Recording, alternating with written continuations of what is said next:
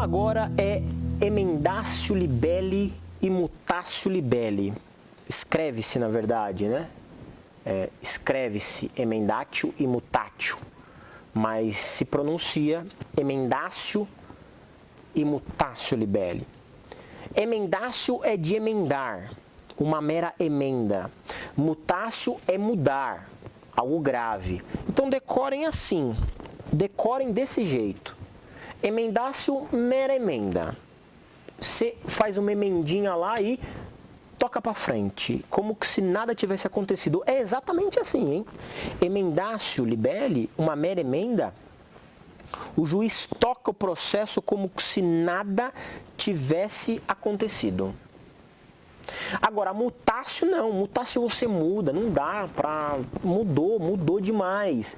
Ah, se mudou, então eu preciso de um novo procedimento para resolver isso.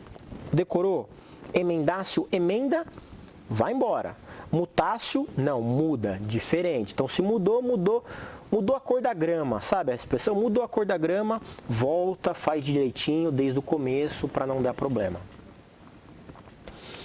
Emendatio e mutatio libelli são situações processuais, em que no meio do processo, muitas vezes no final do processo, muitas vezes no final do processo, a emendatio pode ser no meio, a mutatio obrigatoriamente tem que ser no final.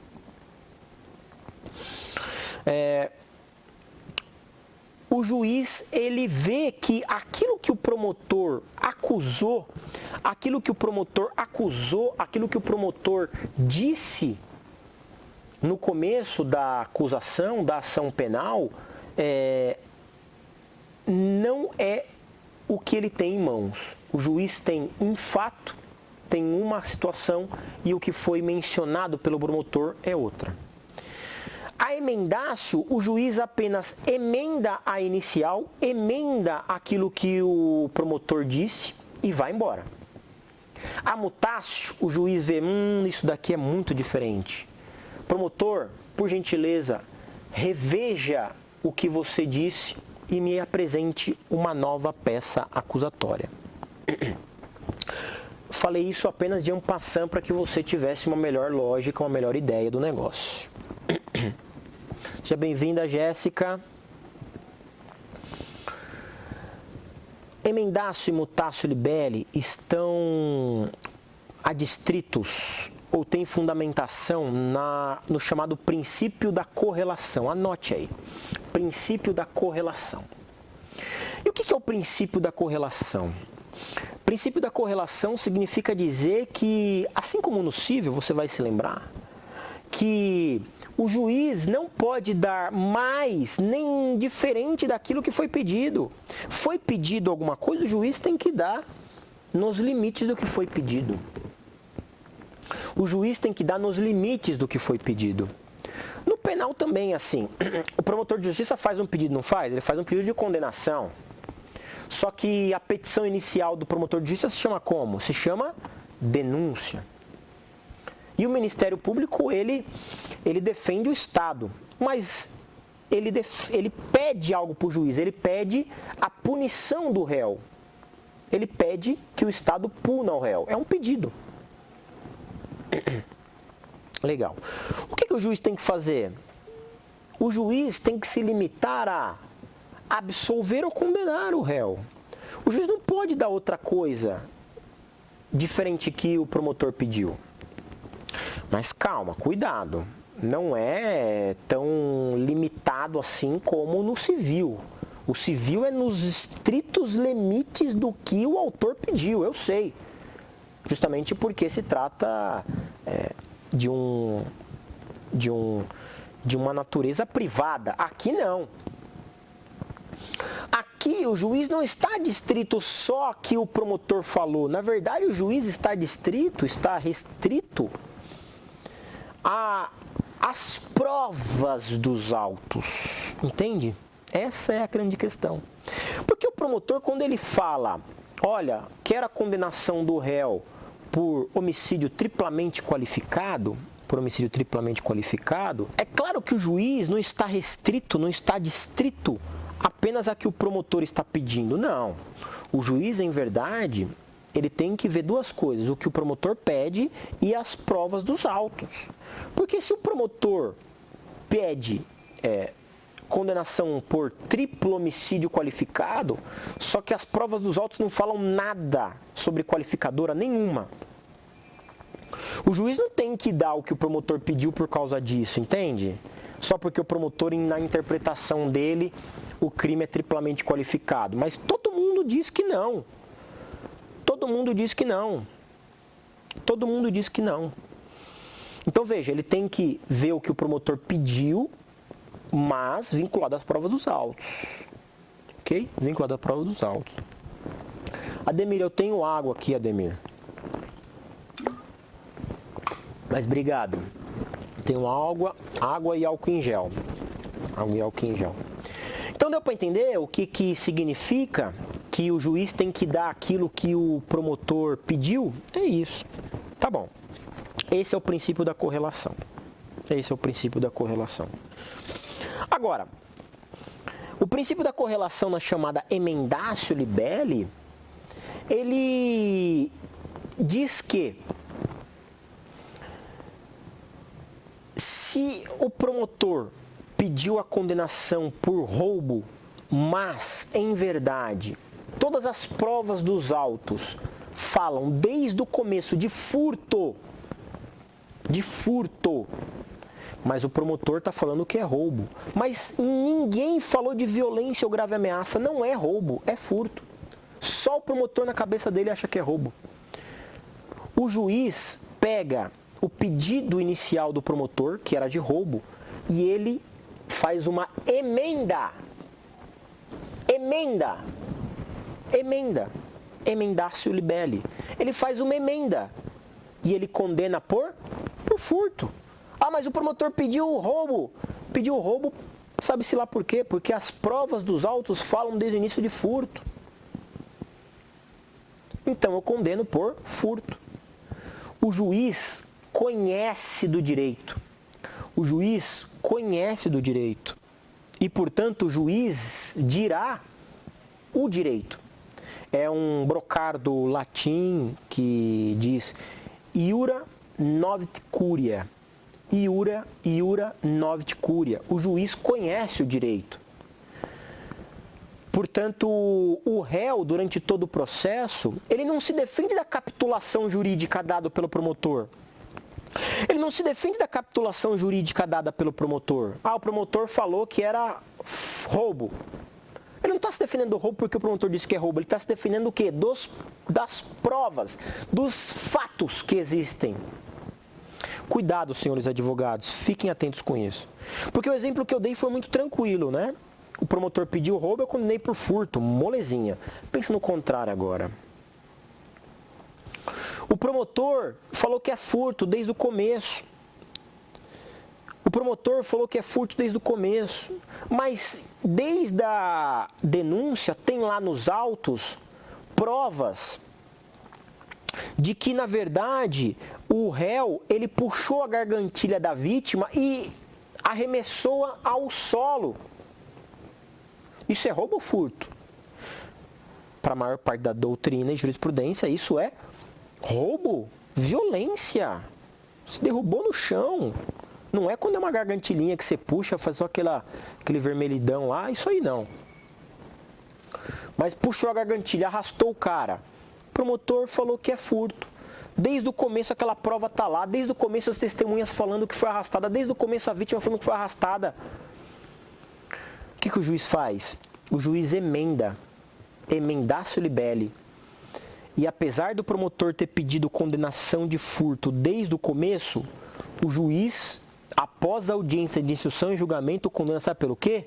Roubo. Roubo. Seu cliente achou que ia pegar 1 aninho de prisão, que nem ia dar prisão, porque furto, pena mínima, já tomou 4 anos. Então, cuidado. Professor, mas mesmo se prejudicar o réu, o juiz pode fazer isso? Pode. Ele não precisa abrir vistas para a defesa se manifestar sobre isso? Não. Porque lembra que eu falei da emendácio, mera emenda. Faz aquela emenda e toca o barco. Senhores, isso é emendácio libelli. Isso é emendácio libelli. E a mutácio libelli?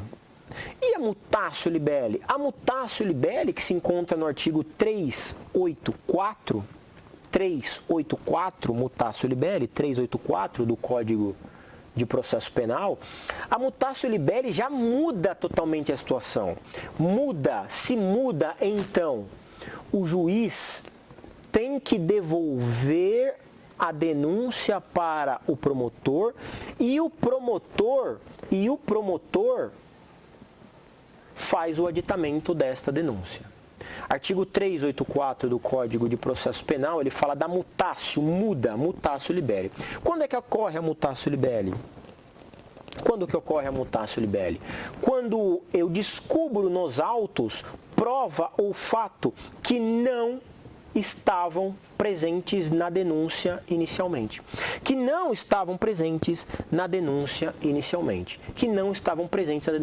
Então, a mutácio libelli, veja, não é que mudou apenas a capitulação jurídica, não é isso. A mutácio libelli, de fato, surgiram provas novas na audiência de São Julgamento. Surgiram fatos novos. Uma testemunha foi colocada no processo que só foi ouvida lá na audiência de São Julgamento e que essa audiência mudou totalmente a configuração. Imagine, então, o mesmo caso da subtração de uma gargantilha de ouro. Imagine que chegou uma testemunha que não havia sido ouvida até então e afirmou que o réu puxou a vítima por alguns metros. Alguma coisa que a vítima se esqueceu de mencionar. Foi mal ouvida no inquérito policial. A vítima estava assustada, acabou não falando nada com nada, mas chegou uma testemunha e afirmou essa violência praticada no ato do réu. Veja, você percebeu que essa prova só chegou na audiência de São Julgamento muito tempo depois? Pois bem,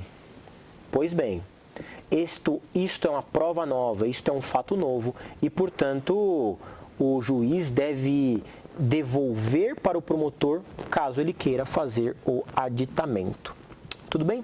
Aqui. Emendácio libelli e mutácio libelli. Então, quem estava com dificuldade aí para escrever, emendácio libelli e mutácio libelli. Veja que estamos falando do princípio da correlação. Na emendácio libelli, o réu não se defende da classificação jurídica, mas dos fatos. Decore isso. Réu não se defende da capitulação jurídica, mas dos fatos.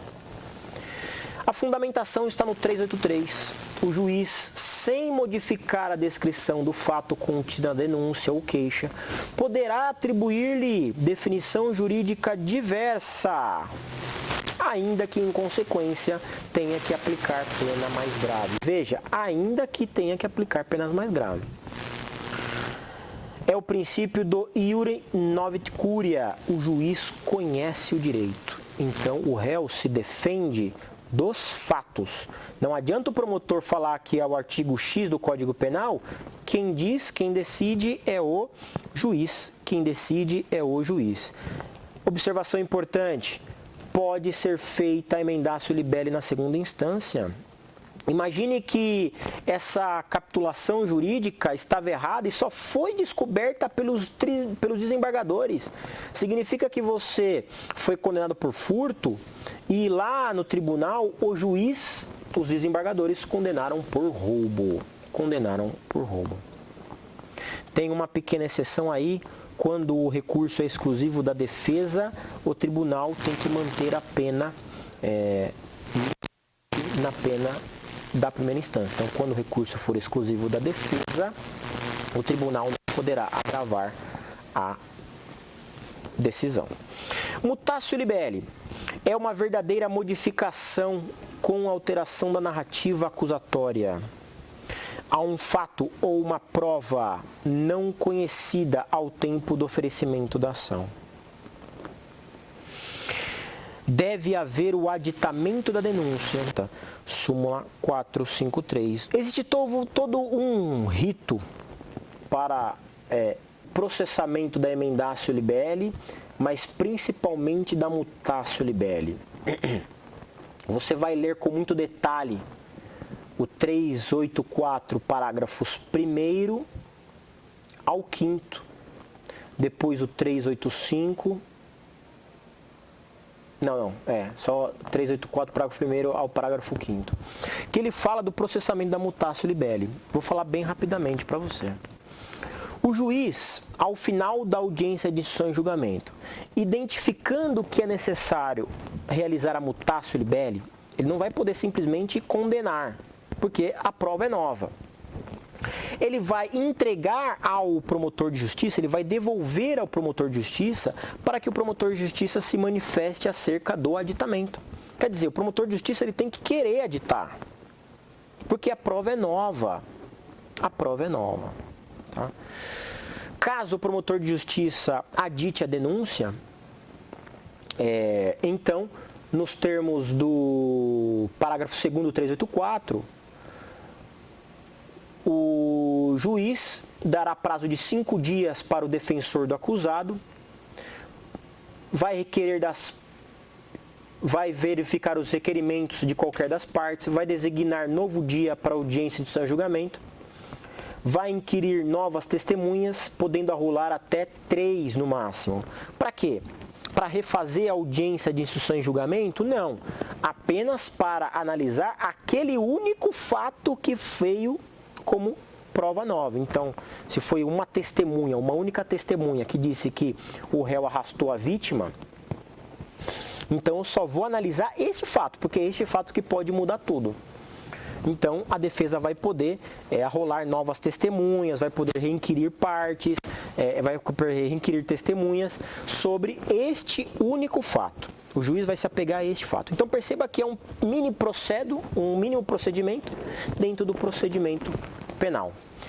Isto é mutatio libelli. Tudo bem? E se o promotor não quiser aditar a denúncia? E se o promotor não quiser aditar a denúncia?